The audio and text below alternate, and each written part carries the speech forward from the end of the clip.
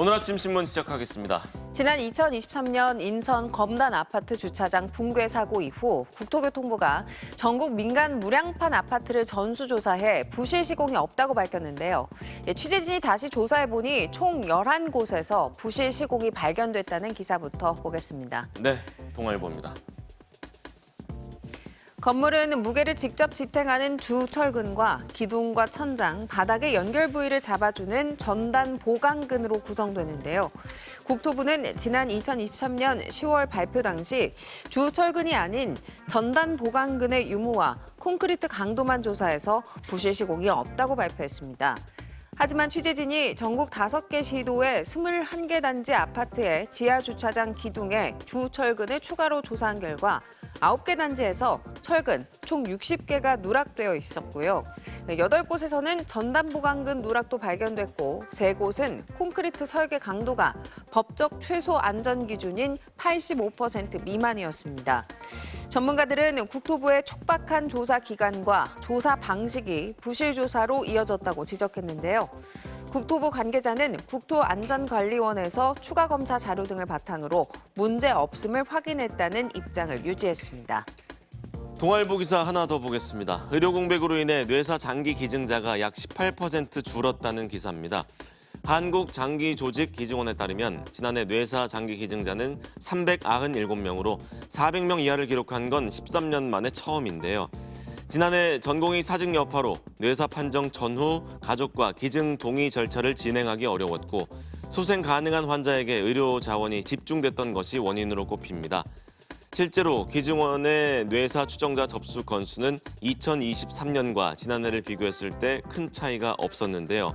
뇌사 장기 기증이 감소하면서 이식 대기자 수가 지난해 말 5만 4천여 명으로 1년 전에 비해 5.6% 늘어난 것으로 조사됐습니다. 이어서 조선일보입니다. 방 3개에 화장실 2개 아파트는 주로 국민평형으로 불리는 34평형이었는데요. 최근 같은 구성에 주방과 거실, 다용도실까지 갖춘 21평형 아파트가 주력 상품으로 떠오르고 있습니다. 1인 가구의 주거 수요를 분석한 결과 크기가 작아도 방이 여러 개 있는 걸 선호하는 것으로 나왔기 때문인데요. 통계청 인구주택 총조사에 따르면 국내 1인 가구 중 방이 2개 이상 있는 집에서 거주하는 비율은 2000년 12.2%에서 2020년에는 34.3%로 3배 가까이 급증했습니다. 코로나 팬데믹 이후 독립공간의 수에 민감해지고 남는 방을 서재나 취미용 공간으로 꾸미려는 수요가 많다는 분석도 나옵니다. 이번엔 경향신문 보시죠. 전국의 파크 골프장 수는 2023년 337개로 4년 전에 비해서 80% 급증했는데요. 지자체마다 조성 계획을 세우면서 120개 이상의 신규 조성도 예고돼 있습니다.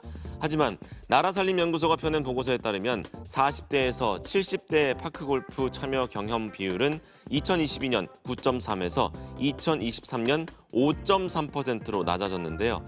연구진은 파크골프장 유행이 코로나19 팬데믹 이후 한동안 급증한 실외활동 선호에 따른 일시적인 유행으로 볼 수 있다고 봤습니다. 그럼에도 정부는 그린벨트에까지 파크골프장 건설을 허용하겠다고 밝혀 기대 수요와 예상 이용객에 대한 재점검이 필요하다는 지적이 나옵니다.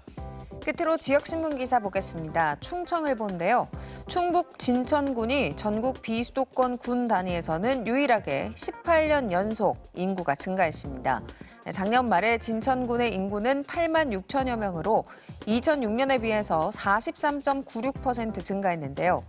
지난 9년간 생산성이 큰 우량기업 유치를 통해 매년 1조 원 이상 총 12조 8천억 원을 유치하며 젊은 층의 가족 단위 전입 인구가 늘어났고요. 국공립 어린이집 확대와 교육 환경도 구축했습니다. 그 결과 출생아 수가 증가하고 학령 인구 비율도 전국 군 단위 4위에 올라서 진천형 선순환적 인구 증가 모델을 만들고 있다고 신문은 전했습니다. 지금까지 오늘 아침 신문이었습니다.